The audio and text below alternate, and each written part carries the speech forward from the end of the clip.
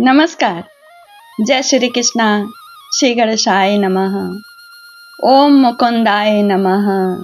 ओम गोविंदाय नमः। ओम नमो भगवते वासुदेवाय। श्री राधा दिव्यै नमः। महर्षि व्यास की जय हो। माँ भगवती सरस्वती की जय हो। यह भगवान की ही असीम अनुकंपा है कि मेरा मन भागवत पढ़ने में लगा। वीडियो बनाने के उपलक्ष्य में एक ही अध्याय बार बार अध्ययन करने को मिलता है। यह उनकी ही कृपा है।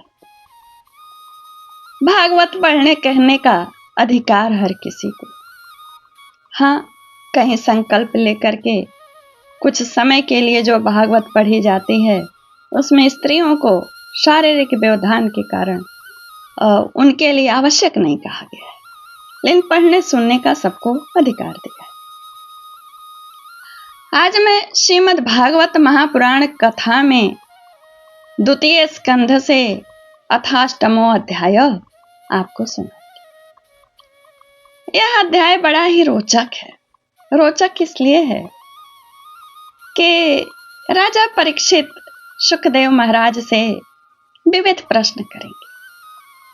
मैं बार बार पढ़ी तो ऐसा लगा कि उन्होंने प्रश्न किया, लेकिन ऐसा जान पड़ता है कि यह प्रश्न तो हमारे भी मन में है। जानिए कौन कौन से प्रश्न उन्होंने गूढ़ प्रश्न पूछे। क्या पता उन प्रश्नों में कोई प्रश्न हमारा भी हो, और जब सुखदेव उत्तर देंगे अगले अगले अध्याय में तो हमें भी अपने प्रश्नों का उत्तर मिल जाएगा। जब ये प्रश्न करके चुप हो जाते हैं तो जानिए कि सुखदेव जी उत्तर के रूप में उन्हें क्या देते हैं। आदरणीय, कथा सुनने कहने से ही भगवान की भक्ति प्रेम कृपा प्राप्त होती है। विषय वस्तु उपयोगी तो हमारे ऊपर है कि कितना उपयोगी है। श्रद्धा से एक शब्द भी सुना तो वह जीवन भर के लिए उपयोगी और सार्थक है। आइए सुनिए। अथाष्टमो अध्याय। राजा परीक्षित के विविध प्रश्न। ब्रह्मणा चोदितो ब्रह्मन् गुणाख्याने गुणस्य च यस्मै यस्मै यथा प्राह नारदो देवदर्शनः। राजा परीक्षित ने कहा, भगवान आप वेद वेत्ताओं में श्रेष्ठ हैं। मैं आपसे यह जानना चाहता हूँ कि जब ब्रह्मा जी ने निर्गुण भगवान के गुणों का वर्णन करने के लिए नारद जी को आदेश दिया, तब उन्होंने किन किन को किस रूप में उपदेश दिया। एक तो अचिंत्य शक्तियों के आश्रय भगवान की कथाएं ही लोगों का परम मंगल करने वाली हैं। दूसरे देवर्षि नारद का सबको भगवत दर्शन कराने का स्वभाव ही है। अवश्य ही आप उनकी बातें मुझे सुनाइए। कहते हैं परीक्षित, महाभाग्यवान सुखदेव जी, आप मुझे ऐसा उपदेश कीजिए कि मैं अपने आसक्ति रहित मन को सर्वात्मा भगवान श्री कृष्ण में तन्मय करके ही शरीर को छोड़ूं। जो लोग उनके लीलाओं का श्रद्धा के साथ नित्य श्रवण और कथन करते हैं, उनके हृदय में थोड़े ही समय में भगवान प्रकट हो जाते हैं और श्री कृष्ण कान के छिद्रों के द्वारा अपने भक्तों के भाव में हृदय पर जाकर बैठ जाते हैं। और जो हृदय में गंदगी रहती है वह शरत काल के ऋतु के समान गदले पानी को जैसे शरत काल का ऋतु साफ कर देता है, वैसे भगवान गंदले हृदय को साफ कर देते हैं। खुद सुखदेव जी प्रश्न में उत्तर देते जाते हैं, प्रश्न भी करते हैं। कहते हैं, जिसका हृदय शुद्ध हो जाता है वह श्री कृष्ण के चरण कमलों को एक क्षण के लिए भी नहीं छोड़ता है।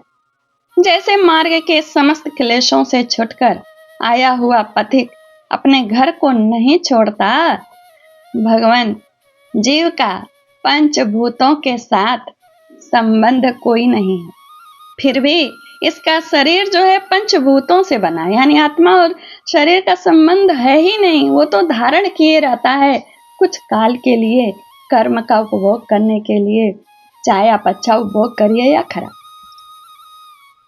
कहते हैं तो क्या स्वभाव से ही ऐसा होता है अथवा किसी कारणवश? आप इस बात का मर्मपूर्ण रूप से बताइए, यानी जो जीव का पंचभूत से संयोग है। आपने बतलाया है कि भगवान की नाभि से वह कमल प्रकट हुआ जिसमें लोकों की रचना हुई। यह जीव अपने सीमित अवयवों से युक्त है। वैसे ही आपने परमात्मा को सीमित अवयवों से परिच्छन्न सा वर्णन किया। यह कोई बात है? मतलब उनको कुछ संशय है। कहते हैं जिनकी कृपा से सर्वभूत में ब्रह्मा जी प्राणियों की सृष्टि करते हैं, जिनके नाभि कमल से पैदा होने पर भी वे कुछ कर नहीं पाते जब तक उनकी कृपा नहीं होती है। वे संसार की स्थिति, उत्पत्ति और प्रलय के हेतु सर्वांतर्यामी और माया के स्वामी परम पुरुष परमात्मा अपनी माया का त्याग करके किस में किस रूप से शयन करते।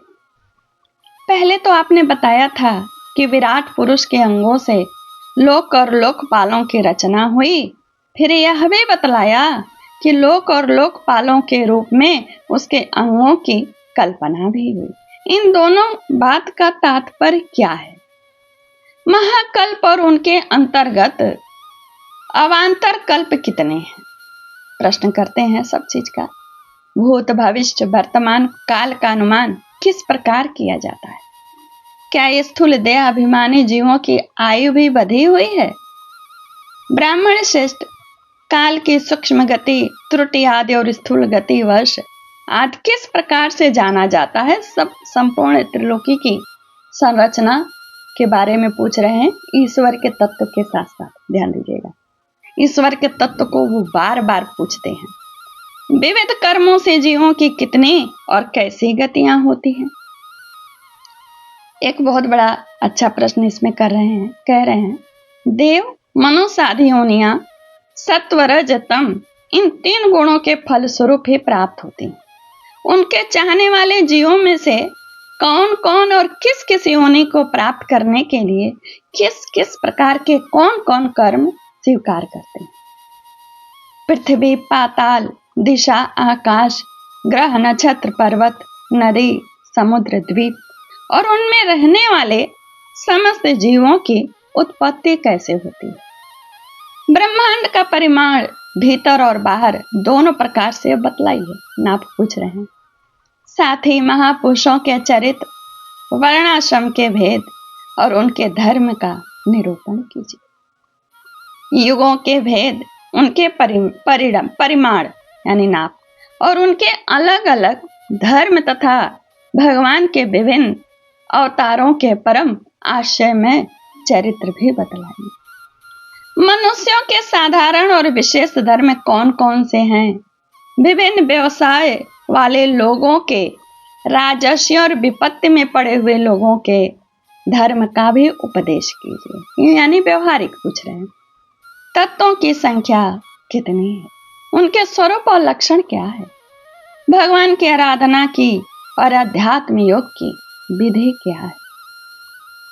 योगेश्वरों को क्या क्या ऐश्वर्य प्राप्त होता है? अंत में उनकी गति क्या होती है? योगियों का लिंग शरीर किस प्रकार भंग होता है? वेद, उपवेद, धर्मशास्त्र, इतिहास और पुराणों का स्वरूप एवं तात्पर्य क्या है? समस्त प्राणियों की उत्पत्ति, स्थिति और प्रलय कैसे होता है? बावली, कुआं खुदवाना आदि स्मार्त, यज्ञ आदि वैदिक एवं काम्य कर्मों की तथा अर्थ, धर्म, काम के साधनों की विधि क्या है? प्रलय के समय जो जीव प्रकृति में लीन रहते हैं तो उनकी उत्पत्ति कैसे होती है? पाखंड की उत्पत्ति कैसे होती है? आत्मा के बंध मोक्ष का स्वरूप क्या है और वह अपने स्वरूप में किस प्रकार स्थित होता है? भगवान तो परम स्वतंत्र हैं। वे अपनी माया से किस प्रकार क्रीड़ा करते हैं और उसे छोड़कर साक्षी के समान उदासीन भी कैसे हो जाते हैं? भगवान, मैं यह सब आपसे पूछ रहा हूं। मैं आपकी शरण में हूं महामुनि। आप कृपा करके क्रमशः इनका तात्विक निरूपण कीजिए। इस विषय में आप स्वयंभू ब्रह्मा के समान परम प्रमाण हैं। दूसरे लोग तो अपनी सर्व परंपरा से सुनी सुनाई बातें ही बताते हैं। ब्राह्मण, आप मेरे भूख प्यास की चिंता मत करिए। मेरे प्राण कुपित ब्राह्मण के शाप के अतिरिक्त और किसी कारण से नहीं निकलेंगे, यानी अन्न जल त्यागने से नहीं निकलेंगे, क्योंकि मैं आपके मुखार बिंदु से निकलने वाली भगवान की अमृतमय लीला कथा का पान कर रहा हूं। सूति जी कहते हैं, शौनक आदि ऋषियों, जब राजा परीक्षित ने संतों की सभा में भगवान की लीला कथा सुनाने के लिए इस प्रकार प्रार्थना की, तब सुखदेव जी को बड़ी प्रसन्नता हुई, खुश हुए। उन्होंने उन्हें वही वेद तुल्य, अब मैंने कहा था ना, जानिए कि उन्होंने क्या दिया, आप सुनिए। उन्होंने उन्हें वही वेद तुल्य श्रीमद् भागवत महापुराण सुनाया, जो ब्रह्म कल्प के आरंभ में स्वयं भगवान ने ब्रह्मा जी को सुनाया था। पांडुवंश शिरोमणि परीक्षित ने उनसे जो जो प्रश्न किए थे, वे उन सबका उत्तर क्रमशः देने लगे। श्रीमद् भागवते महापुराणे पारमहंसायां सहितायां द्वितीय स्कंदे प्रश्न विधिर नामा।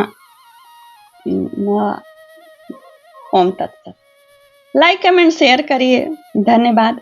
और समझाने से थोड़ा थोड़ा क्या वीडियो लंबा हो जाता है, इसलिए मैं संक्षिप्त में जैसे है उसमें थोड़ा सा अपना समझ डाल के आपको वीडियो बनाती हूँ सुनाने के लिए।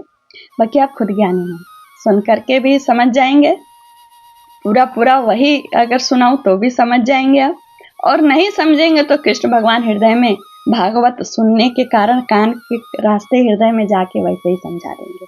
उन्हीं के सहारे हम भी समझते हैं, उन्हीं